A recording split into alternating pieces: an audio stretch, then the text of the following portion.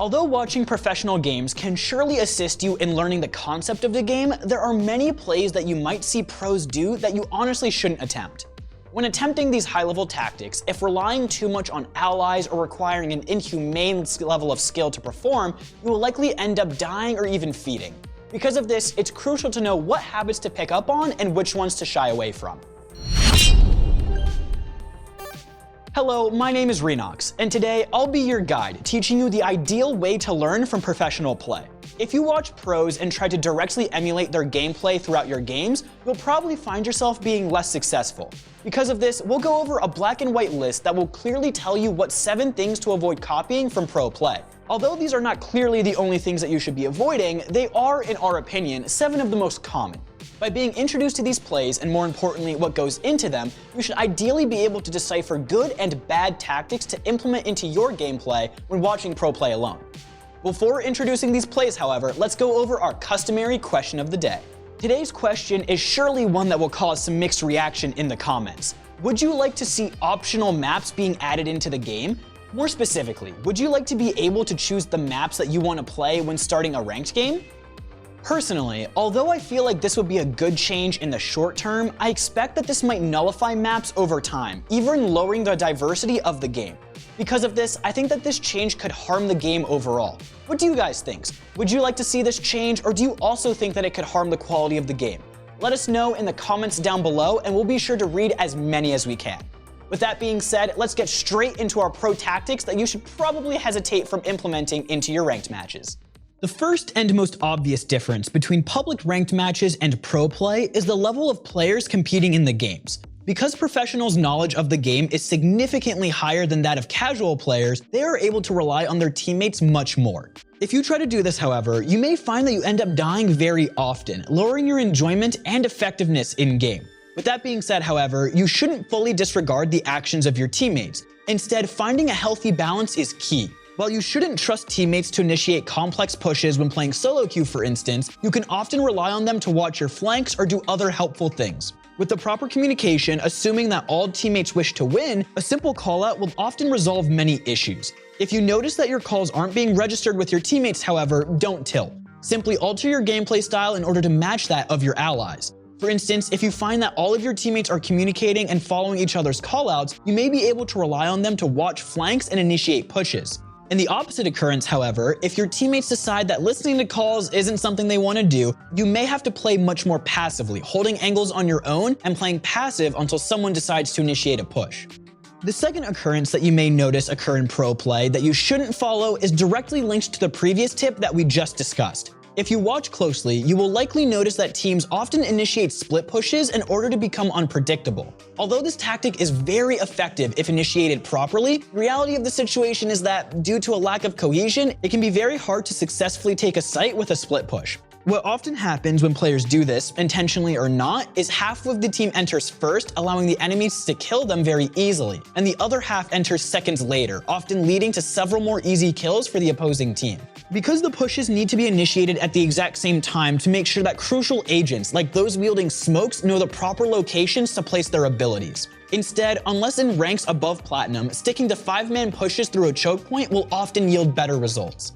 Moving on from team-based tactics, let's discuss more individual plays that you might see at a professional level. One of the most renowned differences of those godlike players when compared to the masses is their outstanding aim. Because their aim is so good, they are able to take long-range duels that they can consistently win due to their accuracy. Lower-ranked players, however, should limit taking duels that are solely reliant on aim. Instead, relying more on abilities is key here. For instance, if you're trying to push mid on Ascent while playing Omen, rather than trying to take the fight from such a long range, you should instead smoke off the area and try to push in. This will allow you to almost surely survive any damage and impact the round later on. If taking a duel long range, like many professional players are able to do, you will likely have a 50-50 chance of winning that duel, a chance that you usually won't have to make in order to ensure winning the round. If you do wish to take the duel, however, it is still more effective to utilize the abilities that you have to your advantage. For example, keeping the same situation that we had before, after you smoke off middle with Omen, you may be able to utilize your paranoia in order to nearsight any enemies before pushing in. Alternatively, you could teleport to the ledge above mid in order to get a better angle. No matter what ability you choose, you will have a much higher chance of winning duels, helping you significantly throughout the game. Coming in at number 4 spot, the thing that you shouldn't take away from pro play is picking flashy agents. While you may be tempted to choose Jett or Phoenix every game in order to get those clutch 1v5 plays, in reality, you will find yourself losing many games in an attempt to look cool.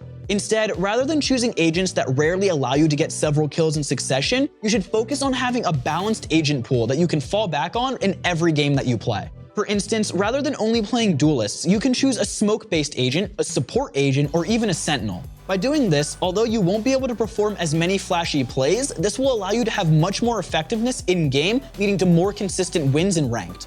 Ultimately, however, you shouldn't purposely avoid playing specific agents only because we consider them flashy. In reality, agents such as Phoenix are crucial to good team comps. If you do play these agents though, don't try to be flashy. Instead, rely on the standard plays that are known to work, such as using your Blaze for team play with Phoenix rather than solely for the purpose of healing. One play that you may not often see in pro play, however, is flanking. Because professional players' game awareness is so keen, flankers are often easy targets since the enemies likely know where they are at all times. In normal ranked games, however, players are often much less focused on the game, or at least much less capable of noticing an enemy initiating a flank. Because of this reason alone, you should not be afraid to enter the backline. In most situations, if this is done properly, you will not only be able to get 1 or 2 crucial kills, but you could also potentially get away without dying, allowing you to have a significant advantage as the round progresses. With that being said, however, you shouldn't always flank just for the sake of flanking. For instance, if the site that the enemy is pushing in has already been overtaken, you should likely fall back and rotate through your spawn. This is because although flanking is effective while the enemy is setting up a push, it becomes practically obsolete if the enemy takes site simply because they are quickly able to adapt watching all angles.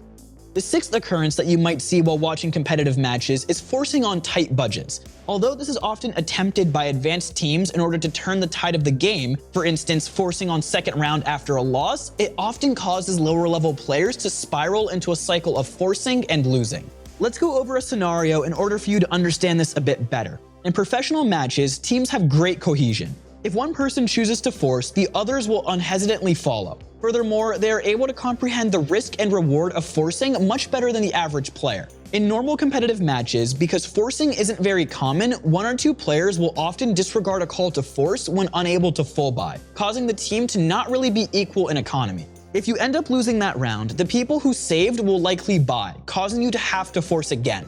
Ultimately, you will need to force repeatedly until winning a round, which in the long run can cause you to lose 3 or 4 rounds in a row. An alternative to this solution is sticking to the generic buy and save pattern that is common knowledge to all players. Although seemingly bland, buying when you can and saving when low on credits is something that everyone understands, allowing the team to play together much more effectively. Even if playing without a mic, economy is still a crucial component to maintaining cohesion throughout the game. The final thing, and undoubtedly the most alluring, is revolving around gameplay, your aim.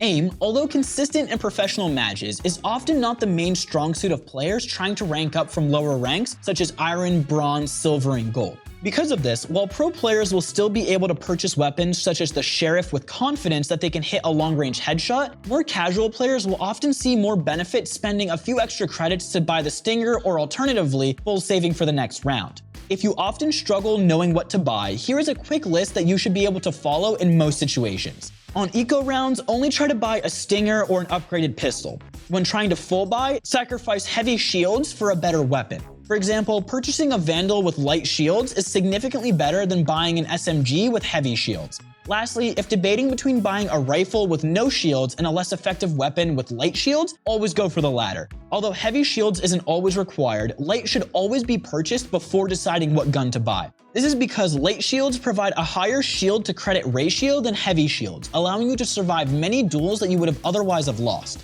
These include, but are not limited to, headshots from ghosts and phantoms from long range. We understand that some of these tips may be fairly hard to comprehend. If you feel like you're unable to determine what to pick up on from competitive matches or simply want tips catered to your personal gameplay style, then we recommend that you visit ProGuides.com. From there, our professional players can directly help you with any of your goals to improve. If you would like to have the most seamless experience, we would like you to try out our new VOD review system. Through this system, requiring you to simply submit a VOD, you will be provided with a fully analyzed video of your gameplay in less than 24 hours, allowing for a quick and easy experience. As you watch pro games, although you can gain much information that can translate into your own personal gameplay, some plays are simply too advanced to work effectively without proper team cohesion. Even if you're sitting at one of the highest ranks in the game, you may be able to pull off some of the things that we suggested to avoid throughout this video, while many others may continue to harm your play. Ultimately, if you're watching a professional game and you see a play that makes you go, wow, I wish I could do that, you should first try to take into consideration everything that went into that play. Was that play team-based? Did it require reliance on other teammates to perform well? Or was it even purely aim-oriented? If you answer no to all of these questions, it's likely something that you could do as well with the proper game knowledge. With that being said, however, don't take pro play too seriously. It's ultimately meant to be an enjoyable experience, so try not to forget to have fun while you're trying to learn. Having nothing else to say, we wish you all great luck in your future games, and we'll see all of you in the next one.